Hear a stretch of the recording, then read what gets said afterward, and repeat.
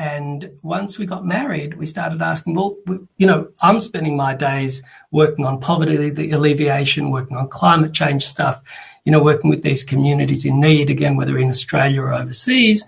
And my wife, Berry, was also working in the film industry, making films. She's a storyteller and making films about things that are going to make a difference as well. She used to describe it as telling stories to heal the world. And she made a film about women, and she worked on Whale Rider a little bit, which is a New Zealand film, incredible film about leadership and women and stuff. So we were sort of spending our lives trying to make a difference.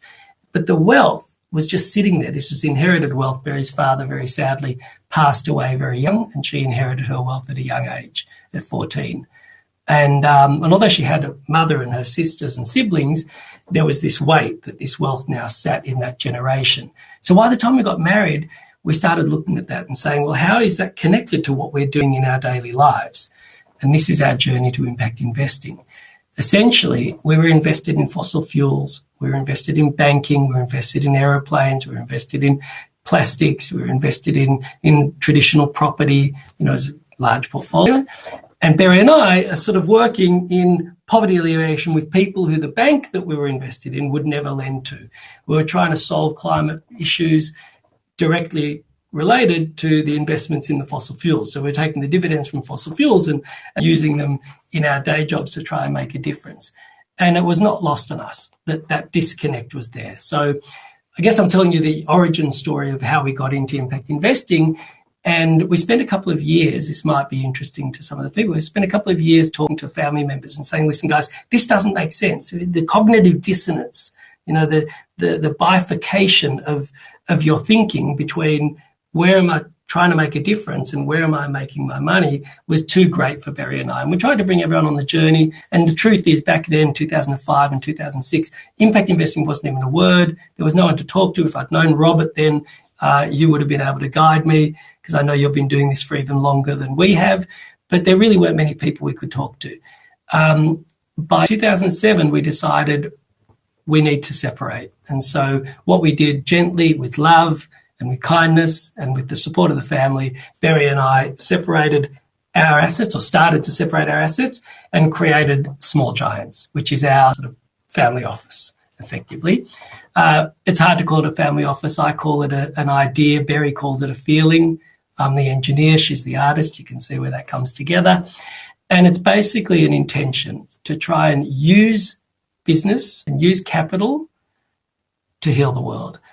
And that was our journey. And we just started moving our assets as we sort of slowly sold out of our fossil fuel investments. We moved into renewables. We slowly sold out of our property investments. We started moving into green property and sustainable cities and things like that. And the same thing again, we looked at our share portfolio, and it was almost non-existent invested with gender diversity. So we removed that and started looking and trying to put a gender lens across our investing.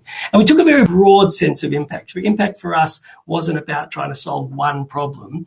We always think about it like a little bit like you go to the doctor, you can go to the general practitioner, your GP, or your integrated medicine practitioner, and they look at you as a whole, and they sort of say, well, if you've got a sore back, we can either do a surgery on your back, or I can ask you all the questions like maybe you've got little kids and you're carrying them wrong. And so I can, try and treat you how you carry the kids rather than operate on your back. And we kind of thought about it from that perspective rather than a specialist who says, I'm just going to focus on the one solution. So we looked and we said, well, if we want to look at climate change, then you can't not look at gender. Paul Hawken wrote the book Drawdown, and, one of the biggest interventions we can have in climate change is around women and girls. If you want to look at gender, you can't not look at violence and domestic violence. If you want to look at domestic violence, you can't not consider mental health. If you want to look at mental health, you can't not consider addiction and gambling. And so everything that we had was just connected. So our mindset of impact, rather than sort of saying we're going to focus on one sector, was really systems change and systems thinking. And that's what led us in. So we're very broad in our impact investing. We're in agriculture, we're in energy, we're in renewable energy, of course. We're in what we call the circular economy, or zero waste, which is bioplastics and recycling. We're in property. We're in finance directly as well. So by 2013, we had a lot of people in Australia. We're one of the earliest people in Australia who are using our financial capital. So rather than our philanthropic capital, this was our investments. We didn't sort of carve out and say, this is going to be from the philanthropy that we're doing. This is actually all of it. So we call ourselves 100% or all in. So all of our wealth is invested with an impact lens. Every dollar that leaves our bank account is going with an intention to do something meaningful. And we've managed to move our entire portfolio. So 100% of our wealth is invested with impact. And as we were doing that, people started noticing, because again, not many people were doing it with their wealth, and because we were doing it with our wealth, not with our philanthropy, the numbers were a little bit bigger than many other people who were doing it just with a small carve out. And by 2013, we had enough people come and ask us, what are we doing and how do we do this? And by then, the greats like Jed Emerson and you, Robert, the message had spread, and Charlie and Lisa Kleisner and all of these people, and the Rockefellers that have come on board with impact investing. So this stuff had grown and it got to Australia. So a lot of people were asking, what do we do here? And by then we started a funds management business called Impact Investment Group as a response to that. So for a long time I was sort of waiting for somebody else and nobody did it. So we started our own, and that was the opportunity for others to come and join us. So I might stop there, but it sort of gives you a little bit of that history of how we got there. We've got, the family dynamics, we've got then the industry movement, and then setting up a funds management business. And that was going for the last 8 years, and got very exciting stories of what we think the world needs now, but I might save that for later. Okay. So you took your own money, and then you created this risk-adjusted portfolio in various sectors. But the larger sum, correct me if I'm wrong, is still with the family or Barry's family. What do they think? Are they looking over your shoulder? What are you doing over there, Danny? How's it going? You got any hot tips for us? Are they becoming more interested in shifting from, let's say, a philanthropic donation as to an investment integration? Yeah, I love that question, and it was so interesting because when we started, as you rightly said, we just said to everyone, "Does this make sense?" It's sort of, when you see it, and then you're like, "Oh my God, we can do people, planet, profit, no brainer." That's your triple bottom line. And we're just like, how do you not see what we see, right? So in the beginning, we had to leave and do it ourselves, and we know that they were looking. But very quickly, and they're, so many beautiful people. Like these, most people who aren't in impact investing is not because they don't care about the world. I think they just haven't seen it yet. They haven't, sometimes you just have to see it. And so, yeah, we started seeing family members move across. I remember the first time one of the advisors, the old advisors from the family, first time we mentioned it to him, like the old, I don't know, he's 80-something now probably. Actually, not probably, I know he is. And, ex-managing partner, one of the big accounting firms or law firms. And I remember telling him about this. This is over 15 years ago now, a bit more. And he's just like, "Oh, Danny, you don't really know what you're talking about here." And I remember about 6 years later, this is sort of 2012, 2013, 2014, something like that, he invested in a deal that we brought. Right. The advisor who told us it happened, this isn't investing, that's called philanthropy. I said, no, it's not called philanthropy. We don't have a name for it yet, but it's not philanthropy. It's I always thought it was like Warren Buffett calls value investing, and I just call it values investing. I was like, we're just like Warren Buffett, just with the S.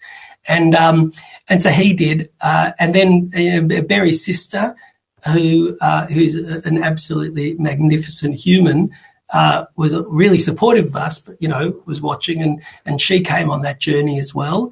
And she and her husband are now 100% impact investors as well, completely, and have taken their wealth and done the same thing. We co-invest a lot, and we do so many good things together. And they have become leaders in the field as well, starting their own business and their own funds, bringing more people on the journey, and, Barry's mother and cousins. So it's been an amazing thing where people have slowly sort of moved, some faster than others. But I think, I wouldn't say it's just us. I think the tailwinds of this are extraordinary. I was speaking to someone the other day, who loves Australian rules football. So I don't know if any of your listeners know Australian rules football, but it's probably true on every type of football. It's always better when you're playing with the wind behind you. You know, you want to kick, you kick the ball, soccer, footy, you know, gridiron, whatever you're playing. When the wind's behind you, it's a much easier game. And he was just describing how powerful the wind is right now for impact investing. And we see it all the time, whether it's global pension funds like Temasek and others, and even in Australia, the big pension funds, the institutions, the Goldmans and others, they're all moving in this direction. We can see it. And this intergenerational wealth transfer that's going on, you know, that we had early, because sadly Barry's father passed away very young. He was 45 years old. So completely unexpected. But those same generation are now in their 70s. And so we can see those wins. So part of it, I think, Robert, is that they saw what we were doing, but it would be a little bit of hubris to sort of think that we convinced them alone. I think they saw the world moving too. I always found, having tried to change the mindset of investors around sustainability, and 25 years ago and now, and we've always tend to focus more on irresponsible investors and criminals, more the Donald Trump type, because they're very pragmatic and they have a good sense of humor and they have a lot more money. So when you were trying to convince other asset owners or investment allocators or family offices, who was the most challenging to convince? Was it the advisor for the family office? Was it the patriarchs? Or was it the next gen? Yeah, so let's go to the reverse order. The next gen are the best, right? I mean, these are almost all that I speak to, not everyone, obviously there are people who don't align with what we're doing, although I'll be honest, I don't understand how, but there are.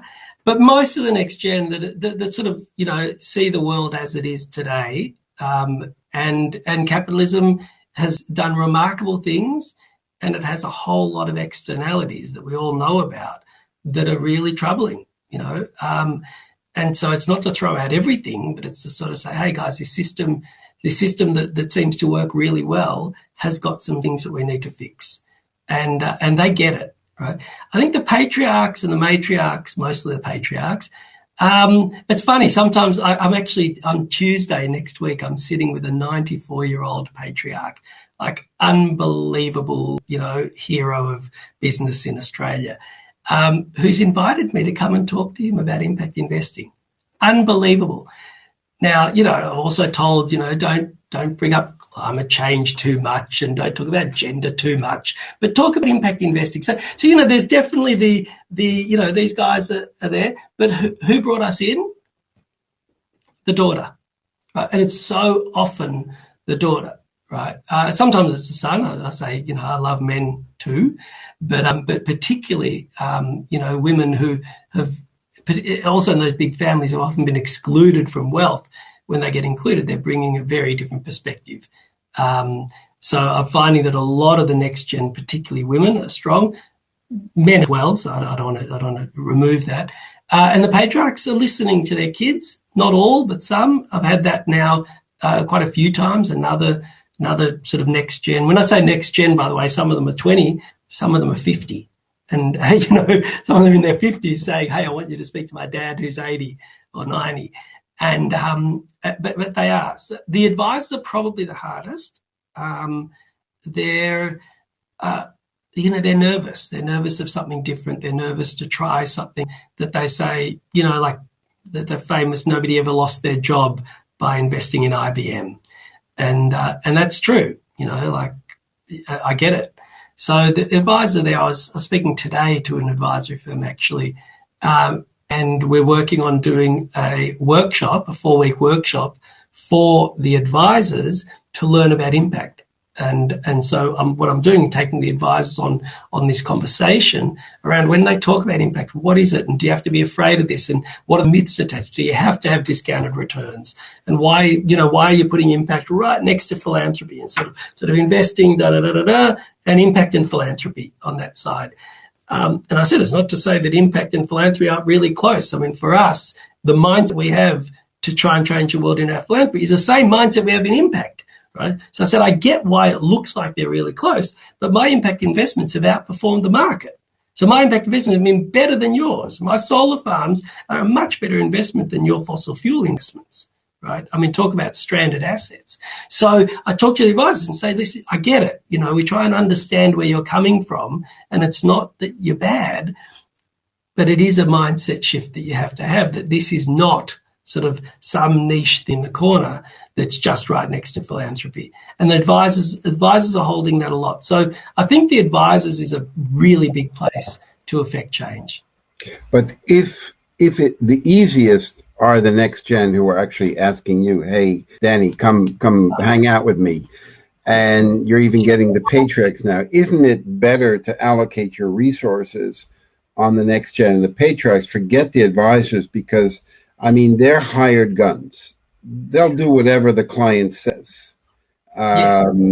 And I remember when we started 25 years ago, there was one very, very, very powerful advisor group who absolutely refused in any shape or form to speak, engage, and that was all of the mega advisors, Mercer, Watson, Towers, all of the big advisors for the pension funds.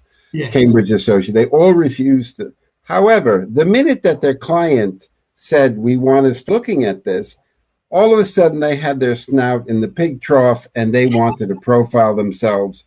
We are the thought leaders in this space and we should be a keynote speaker in that. So wouldn't it be better to just forget the advisors, don't waste any time on them, and focus exclusively on the investment allocator, the actual wealth holder? Yeah, well, we'll see. Yes, I agree. And I think, you know, often they say, why do you speak to the converted? And it's actually, I think, first of all, the converted in this case aren't all going to church, right? So that's the first thing. So a lot of people who say, I really love this, I'm really interested, they aren't yet able to go to church because their advisors are blocking, right? So that is true. A lot of people I hear, you know, I sent a wonderful deal to someone recently, and she said, well, I showed my accountant, this person, their accountant is their advisor, and the accountant didn't understand it. And this woman, so many women in this woman said, listen, I really wanted to do it, but I'm afraid I'm not going to go against my advice, right? And she said, would you speak to my accountant? So I get that, right? So yes, they're the best people to talk to, is the next gen wealth holders, or those wealth holders who are interested in moving this, because they will have the influence with the advisors. But even that, you know, I mean, it's still a big journey to go. So I've found that a lot of them we speak to still find that they're struggling with their advisor, and then they're asking. So I'll often call the advisor, often not like this is my day job, but you know, when that comes up, I'll call the advisor, and I've said to them before, guys, if you don't, then I'm going to have to tell them the advisor that I spoke to yesterday who is doing impact investing. So either get on the program or lose your client. Now, the clients are also afraid. So advisors are sticky, you know, not all advisors, but a lot of advisors. So there is still a journey to go. But yes, I completely agree with you. I think I always start with the well holders and try and get them to encourage the advisors. But once they do, and the advisors then are awake and they say, shit, what do I do now? Then we say, okay, well, let's go through this journey. And you know, if I can help understand how to do it. And as I said, we've been, you know, sort of building product for a long time, show them where they might be able to find product, you know, whether it's through global networks and deal sharing and, you know, impact circles and impact clubs and tonics and gins and all this. And I say, guys, there's a whole world. Go to SOCAP. Come to SOCAP with me. There's a whole world where you can find this stuff. But it's still a small universe in a very large, or a small galaxy in a large universe. Yeah, it's often the case that I say, when people say to me, I can't find anything, I says, where are you looking? You know, you're looking in the wrong ghetto. You know, Move into another neighborhood, stop looking at Bloomberg, and you'll find interesting things. I remember, to kind of comment on what you said, there was a very large endowment in the Netherlands. They had 500 million euro in assets. And the CEO says, I want to start doing impact investing. And he said, I'm not going to do it well. I'm going to make mistakes. So he asked his wealth manager, how about starting with something simple, an index tracking? Let's start simple, there. So the wealth manager, no, you're going to lose all your money and it's not a good idea. So he said, okay, I'll go find somebody who will do it for me. And then all of a sudden that wealth manager was able to do that.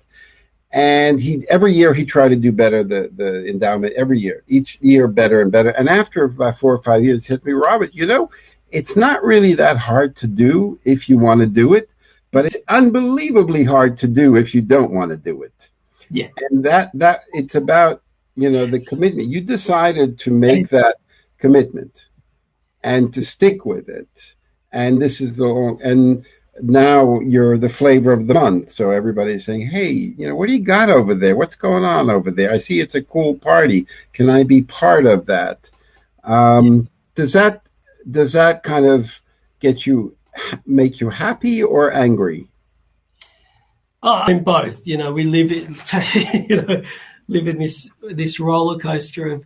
I remember that story you just said is so true. I remember my father. I bought a Prius, right? And I said, Dad, I've got this hybrid.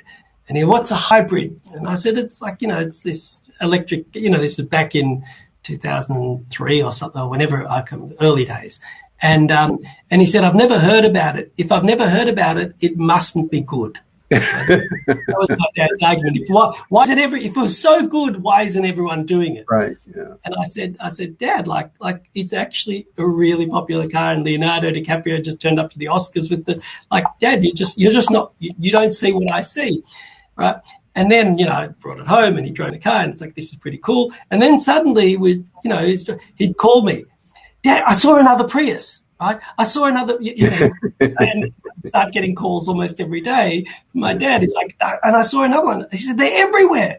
I said, yeah, Dad, they are everywhere. You just didn't see them before, right? Because you didn't know. And I think what you said is really right. Like, if you don't want it, you won't see it. Yeah. Now, that said, it still is a small universe, a small galaxy, as I said. You do still have to work. It's not, if there, in Australia, there might be, I don't know, 2,000 equities on listed equities on the market, and maybe 200 of them would pass what I would consider an impact test. So it's a subset of the entire market. So if you're lazy or you don't want to see it, you'll say, well, I've got 2,000 things to choose from. You want me to choose from only 200. And I'm like, yeah, I mean, I go to a Chinese restaurant, there are 400 things on the menu. I don't order 400 things. I love my fried rice, and I love my honey chicken. So, what is it that you're actually looking for? And that's it. And to be honest, 10 years ago, 200, it wasn't 200, it might have been 20. So I think what you're saying is right. Like, back then, it was frustrating. I was so angry at people. It was like, you got to work really hard. Why aren't you helping me build this 200? And now there are 200. Lots of people are getting on board, and I think I just have to feel good that it's moving in the right direction. More and more are coming on. So, yeah, there are moments. The latest IPCC report came out. I don't know if you and your listeners have saw it, but the UN are calling it the code red for humanity. And yeah, I struggled to sleep the other night. I mean, I'm like an emotional guy. I read that and I see, the planet's in trouble, and I've got 3 little kids. I think, holy shit, like, we got to wake up, and I get angry. And then the next morning I sort of go back to work and I see that there are people lined up to want to be part of this thing. And, it makes me feel a bit better. Yeah, I'm originally from Brooklyn, also Jewish parents, and I'm very pragmatic and also a bit lazy. So when we started to try to convince these big institutional investors with lots of zeros, I always focused on self-interest, opportunity, money flows, most important, pain. Unless they feel excruciating pain that the direction they're going, they're going to change. And as horrible as this may sound, very few people of influence, wealth, and power are feeling pain from climate change.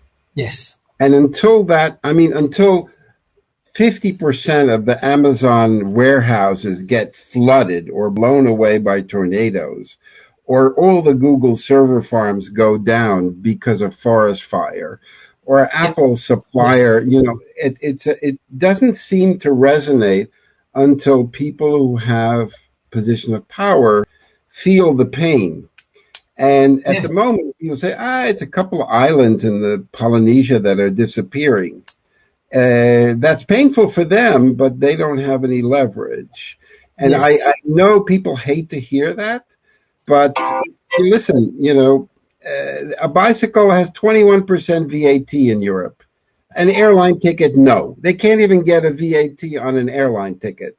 And you're expecting them to retool the entire economy with all of these different sources there. So I understand the mechanisms, what's moving here, and we just have to keep pushing and keep rolling the stone up the hill and confront people. I'm now a little bit more aggressive, being the George Carlin of the impact investing space, and telling people that profit, facilitate, and support environmental destruction are heroin dealers. Period. Yes. You are a heroin dealer. Yes. Well, I agree. One of my the CEOs of one of our companies is beautiful, really articulate, and he was giving a talk, and I love this, so I'll give it to him. But he was saying, there's investing, and then there's impact investing, and then he said, I don't understand. As far as I'm concerned, there's investing and there's arsehole investing. He's like, if you want to invest and hurt people, right? You want to invest and destroy our planet. That's not called investing. That's terrible. Like we've got responsible investing. And if I said to you, what's the opposite of day? You'd say night. What's the opposite of up? You'd say down. What's the opposite of responsible? Irresponsible. So you have irresponsible investors and responsible investors. And I call them for what they are. I think you're right. Heroin, pushers, irresponsible investors, or just assholes. What is going on that we don't notice? That what we're doing here, when we pee in our stream and the kids 50 meters down are swimming, they're going to swim in our refuse. That's real, and that's real for business, and it's real for money. So I completely agree with you. The question of the pain, that's right. If you're upstream, you can do your stuff in the thing, and you're not going to feel it. I think it's changing. In Australia, we had the worst fires in the recorded history of Australia last year, and it was enormous. I mean, I feel for in Greece now, and obviously in California, horrific fires, and all around the world, so many devastations. So we're not by far not the only ones, and again, just. I just love. I feel that for everyone who experiences the difficulties of that. But we had these fires, and I can't remember the number, but we're talking about like 7 billion animals or some number that I can't. We don't have the mental capacity to hold these numbers. Millions of acres. I drove through the fires. I drove my kids because we were living up north in Australia on the east coast, and we drove back down to Melbourne, which is down in the south. I drove for 7 hours non-stop with the kids through smoke that I couldn't see more than a kilometre in front of the car. Right? Almost, if we had time, I'd show you the photos on my phone. It was harrowing. My eyes were watering, we got the air conditioning inside on the things so the kids aren't breathing in smoke. It was enormous. This fire affected 3/4 of the population of Australia in Melbourne and Sydney and that east coast. So many wealthy people for the first time had to flee their homes. They were trying to get away from the fire and the smoke. A lot of people with country homes, were defending them. Some people lost them. So you're right. And we saw a shift. We saw a really big shift in Australia of people who were sort of going, wow, if this is climate change, we got to do something about it. And that's obviously just climate change. If you're in America and saw the racial violence and discrepancies now, you'd have to say, if we got to do something about this because it's affecting all of us. So whatever it is, the issue, I don't want to focus on climate alone because I know that there are different issues in the world for different people. They do start feeling it. And we started seeing movement.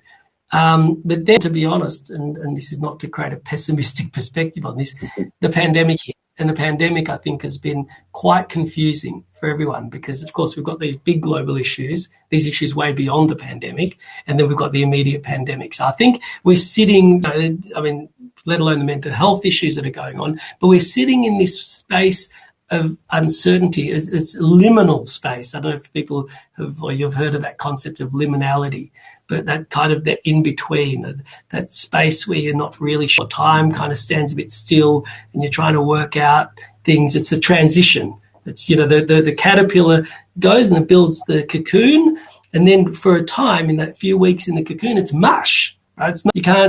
If you broke the cocoon open, you don't see a caterpillar with wings. You don't see a butterfly with legs, right? You mush. And then the butterfly comes out. And I feel like COVID kind of put us in this cocoon that has put us in this liminal space, this psychological mush. So my answer is I think we're starting to feel the real effects. I think the wealthy are.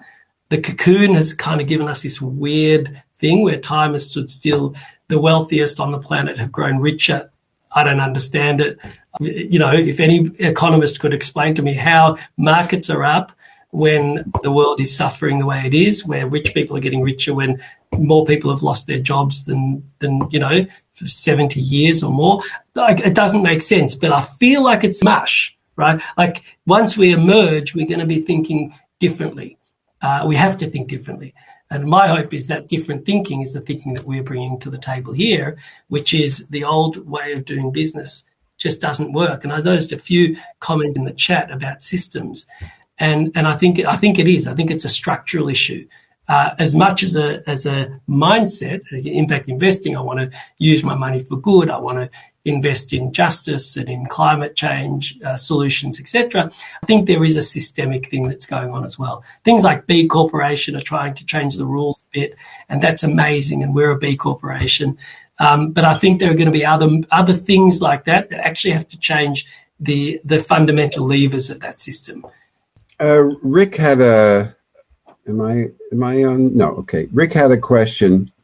How do you reconcile from a values perspective? I mean, you're in a privileged position and have opportunity that most don't, the inequality. Are you able to reconcile this from a values perspective? It's a beautiful question, and it's a hard one. I'm going to give an analogy, and it can definitely be taken out of context and used in a different way. But I would argue that if you were a judge sitting on the bench, Martin Luther King is sitting in front of you, right, being convicted. You end up going to jail in Birmingham, and there was a judge. And you said, you know what, I agree with you, right? I'm in the privileged position, and you are the underprivileged or the unprivileged. I agree with you. I'm going to take my robe off and I'm going to leave the bench and I'm going to go and join you in the march. Right? My suspicion is that he would turn around and say, you know what? Don't leave that position of power because the other guy is an arsehole investor. He's the one who's just going to put me and you in jail. Stay there and help me get there where you are and change the system. So my mindset is that the privilege that we have is not something that we should throw in the rubbish bin. It is something that we have to use in service to the outcome that we have. I mean, a smart person who says, I'm not going to use my brain, right? Or a brilliant runner who says, I'm not going to run. Those privileges, right? Obviously, I'm talking about innate privileges, and I don't think money is an innate privilege, but those privileges are things you'd say, you've got them. What a gift that God or whatever it is that is looking over us and treating us, giving us the opportunity to have this beautiful life has given us. And I think the truth is, whatever that gift for me might be an Australian passport that I have. I don't think it's just the wealthy that have privilege. I think there are a lot of people who have privilege. Privilege is having parents who love you. Privilege is having a passport that allows you to do things. Privilege is having an education. Privilege is also having money. Privilege is having an able body to be able to do the work. And I'd say whatever privilege you have, and you have to perceive that for yourself, use it. That is the only story that I think is worth talking about. I'm very, very aware of my privilege, and it's come in a whole lot of different ways, including wealth and education and an engineering degree. And I'm going to spend the rest of my life using it to try and make the world a better place and allow that privilege to be something that everyone has. I don't think we all have to live in poverty. Everyone should live with fulfillment and nourishment. Well, Tanuja had a question. One of the comments I hear is that investors often do not know where to invest or find the investment deals. Would you be able to share some of your experiences in trying to find the impact deals that you think have the greatest impact, the best, bang for your buck? Yeah. How do you find the deals? So one is, how do you find the deals, and then how do you get the bang for your buck? I just want to comment, because I did see this thing about the rules of the game. We're playing the wrong game. I do agree. I think to a large extent we're playing the wrong game, but that's the game that we're playing, and we have to play in that game until we change it. I want to tell you a story about Omelas. Remind me, because it's a beautiful story. But coming back to your question around finding deals, who do you hang out with? Like, if I want to know more about you, Robert, the best thing I could do, and by the way, this is true on a health perspective as much as anything else, the biggest indicator of your health is to find out who your 5 closest friends are, right? And look at them. Because if they're bike riders, you'll probably be riding a bike. And if they're smokers, you're probably going to smoke. And if they're heavy drinkers, you're probably going to be a heavy drinker. Like, your friends are there. So if you want to find impact deals, hang out with other people. This is the joy. And the best thing about that is it becomes a party. Because what you do, like, everyone enjoys that. If I'm hanging out with friends, and when you and I chat and you say, hey, Danny, like, did you hear about those guys in Holland who have just started this amazing, green, agriculture fund? Jack and Jill and Hansel and Gretel over there, and they're doing this amazing thing. I've got to get you to. That's how it happens, right? So yes, you can, like, one thing is you can be, where's my advisor? What am I finding? But again, if they're not hanging out with these people, you're not seeing it. So go to SOCAP, go to Impact Summits, go to Triple Bot TBLI, and go to all these places. Join the clubs, join the groups. In joining them, by the way, we're building our own ecosystem. We're building our infrastructure, the social infrastructure, but we're also going to find what's cool and going on. And it becomes joyful because, of course, as the more people come, this becomes the party that we want to be a part of. So that's one. In terms of good deals, I don't know what a good deal is. I think some things are obvious. Follow the energy. Electric cars. Like, there is no question on the planet that in the next 10 years, electric cars are going to be bigger than petrol cars, right? London has made the commitment. Volkswagen, I think, have made the commitment. Every car company is moving there. So I think, because good investment is looking for mega trends and being part of them, particularly when those mega trends are moving in the direction. Health, the organics industry and the health industry, I think, is moving in the right direction with regards to food and food production. So follow that energy. So that's what I'd say if you're looking for returns, following that. But there's effective altruism, which obviously is philanthropic, but you can use the same mindset in investing. So very measured approach. Say, what am I trying to achieve? What's the most effective bang for my buck? I go on an intuitive approach as well. I think that there's a lot of things that you can't measure. Things that are sacred that I think we still need to protect. And we need to protect through investing as well sometimes. So, forests and rivers, not because of the carbon credits that they offer, but because they're valuable in and of themselves. So good deals is I think, really an open question.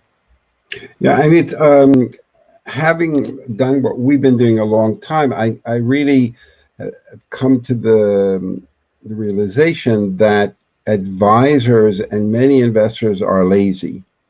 They kind of want the deal to land on the roof of their car as they drive under a bridge. Yes. And they don't want to make the effort. They don't, why is it that I have all of these relations? They didn't land on the roof. I don't even have a car. So why is it that I can build that up? We're not geniuses. You just have to do the effort.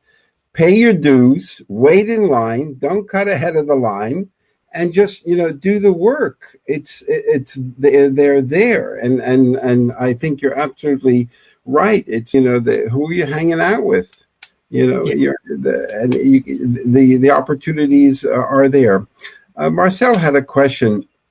With the return and the impact of your investment at top notch, how many drops of the ocean is it, and what extent are you concerned that all your good intentions and all other impact investors are not nearly enough to make a system difference in the short term, that we have to change the rule of the system? Yeah. I mean, number one, I agree. Number two, I only get one vote when I vote in Australia. And 24 million, probably without the kids, so I don't know exactly, maybe 16 million other people get a vote. But on voting day, I don't turn around and go, what's my one? And I think that's a cop-out. So I agree with you with the concept of like, I'm only one person and what I do is only one thing. But I also agree that, like, if I don't turn up, who will? If not me, then who? If not now, then when? So hold both. I mean, we live in a duality.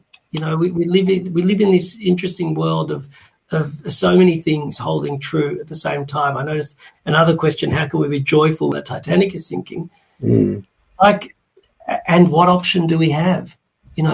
Like my father died last year. It was really sad. He had cancer and he died during COVID, and it was extraordinarily difficult and beautiful, right? We laughed, we cried, we held hands, we connected deeper than we'd ever connected before. And if I can share really personally, like, when his dead body was in the room, and my brothers and my mum and I, and it was COVID, so we couldn't celebrate with others. It was a nightmare. But we sat in the room and we were crying, and then we started laughing and remembered all of the beautiful things that he'd brought to our lives, and how he would have probably, been laughing with us if he was still there.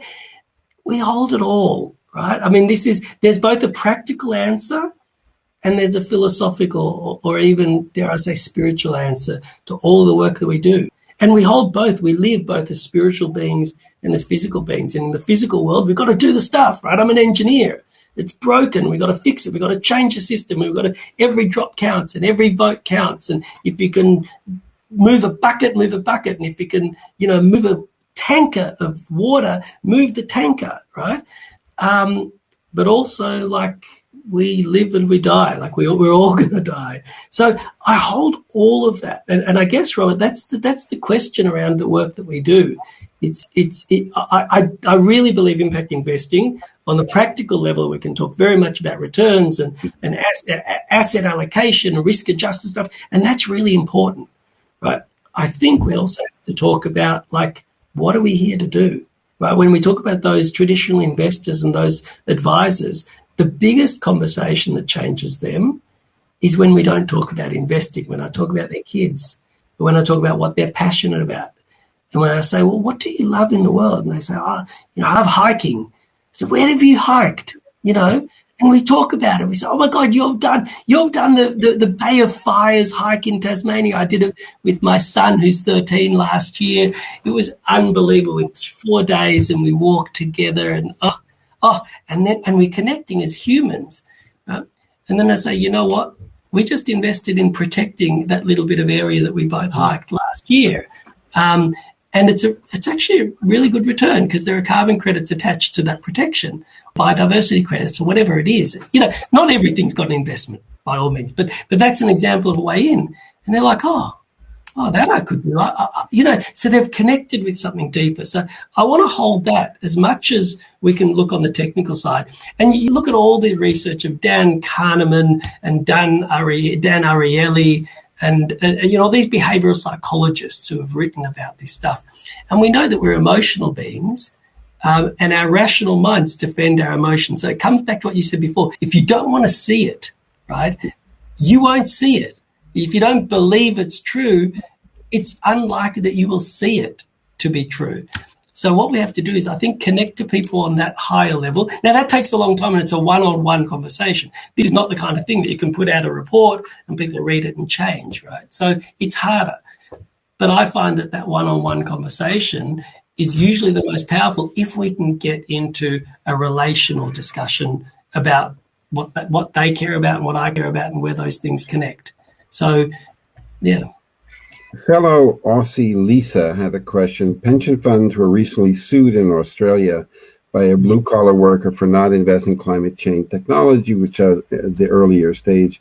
Are you seeing a move in Australia to earlier stage investments accordingly? So first of all, that was an unbelievable win. Like hats off to that guy. And I did actually see him speak. He's wonderful, really, really cool dude, as we say. How does that relate to earlier stage? I'm not quite sure how that sort of comes to earlier stage, because that was sort of more about the institutions not living up to, I guess, their mandate of protecting their clients and the world. So I'm not sure how they connect, but if you're asking the question, am I seeing things move to earlier stage? I mean, yes, Australia is moving there. The pension funds have not been particularly big in sort of the private equity and the earlier stage stuff. So it hasn't been a particularly strong market in Australia to date. But there is interest, but I'm not sure how to connect those two together. We're coming toward the end of the hour, and I'm very cognizant it's getting late, and you're busy. What can this audience that's listening to this live, and those who listen to the replay, we'll send everybody a link for the replay, help you? Well, how can they help you? So if I give my perspective of where we are in the world, which I've probably been doing for the last hour, but I summarise it in. I think that, for me, my experience of impact investing is the last 10 years, say that, 10 to 20, was 2010 to 2020, was sort of this time where we're really trying to prove through a lot of people have been doing this for a lot longer than that, but I think until we had a name, we didn't know, there was nothing to call us together. So a lot of people believed this, a lot of people were doing it. But now with impact investing, it feels like it's sort of, there's a container to this thing. And for a lot of the last 10 years was really trying to convince people that it can be done. Right? It wasn't that this is good, this is possible. It's possible to invest with a lens of trying to solve problems on the planet and make meaningful return. Whether you benchmark that to the market or whatever you define as a meaningful return, we've managed to outperform the market in investments. We've managed to meet the market investments, and we've managed to do blended returns with discounts to the market in investments. So we sort of said, look, we can do it all. Like if you're interested in a little bit less, we can do that. If you're interested in trying to outperform the market, put your money in Tesla and look what just happened. So we've proven that it can be done. I think now, 20 to 30, particularly on the back of the urgency, it is now time to mainstream this baby, right? So the cottage industry that is impact investing really needs to move to the mainstream. So if you're asking what people can do, it's the obvious, which is whatever control you have around the flow of capital. Capital is just, it's energy. It's like water, right? And we can guide it to the right place, guide it to where it needs to go, the tree that needs it most, rather than the poisonous plant. So if you have the opportunity to guide it in, try and bring more into that so it becomes mainstream. Talk to people who are involved in money and demystify the conversation. Don't use impact investing as a word. I don't care. Like just say, hey, I care about women. Why is it that you've got 6 board members and none of them are women? I'm not calling it impact investing. I'm just asking you why that is, right? So, and I think diverse perspectives are going to give us a better result. Great. So I think just taking it to the market, like I think a lot of us were sort of a little bit nervous. We got to prove it before we shout about it. So that's it. On a personal level, we've got a lot of stuff. We've got something called the Small Giants Academy, which is part of our non-profit arm. It's part of our foundation. And we run courses on impact investing. We run something called the Masters of Business and Empathy, So it's like an MBA, and instead of an MBA, Master of Business Administration, it's an MBE. And we talk to people about how do you run a business with the mindset of this, what we call the next economy, or, B corporations, or, how do we run a business trying to internalize those externalities and make it successful, make it positive, make it both fun and financially rewarding. So there's a lot of that stuff. So you can, by all means, come and join me. I run a psychology of money class where we talk about the what we call our money disorders, where we're all messed up about money. But we also run regenerative agriculture workshops and beekeeping workshops, which is hard to do on Zoom, but it is extraordinary. If anybody has ever kept bees, you know that there's very, very little you can do more than put your head in a beehive to feel vulnerable and connected to nature. It's scary. And ultimately, it's not about us, it's about all of us. So I would just say the more people out there promoting it, I think what you're doing is extraordinary. I've been watching and admiring what you've been doing, Robert, for many, many years. I remember you're one of the earliest people I met on this journey. I can't remember, back in 2010 or 2011. I can't remember when we did, but I came across you as the big guy. You wouldn't have remembered me, but I was listening to you back then. So just we need more. We need more and people committed to this message. Well, thank you so much for your time, Danny, and for sharing your insights. I will send, probably after about an hour or so, when we get the replay processed, I'll send everyone who registered a link to be able to watch the replay, and I'll add a link to your organization, so if they want to learn a little bit more about you. I want to take just a quick group selfie, so just wave to the camera and say hello. And I want to thank you again for all your hard work, your input. I also need to thank our entire production crew, Sam, our producer, crypto genius and ramen critic, Ricky, my better half with no filter, Xi Jinping, who's head of transparency and integrity, Donald Trump, our gender diversity lead and dog whisperer, Vladimir Putin, our head of conflict resolution, Jeff Bezos, our phallic symbol designer and space explorer, Richard Branson, our low-carbon transportation genius, Mark Rutte, our memory expert, and of course, Elon Musk, our humility coach. Thank you all for all of your great efforts, and thank you all for coming. And Danny, thanks a lot for your great work, and if we can help you in any way, if you want to join this group selfie, just take a photo of yourself as it comes along, and then I'll send everyone a finished copy where all the photos are collated together. Danny, thank you so much. You stay well, and hopefully next time we get Barry, who's you're cutting all the ribbon, taking all the credit. I was going to say, I'm sorry about that, guys. You definitely got the lesser of the small guys. I often say she's the giant and I'm the small. She really is the magnificent one. Okay. But she's tonight she was looking after the kids, and next time, Robert, definitely you should get her. She will inspire way beyond what I can do. I'd like that. Thank you all very much. I'm going to end the group selfie and send that to everyone, and I'll send you all a link to the replay. Danny, you stay well, and my condolences for your father. My mother also passed away a couple of weeks ago, so I know the feeling. Stay well. Bye-bye.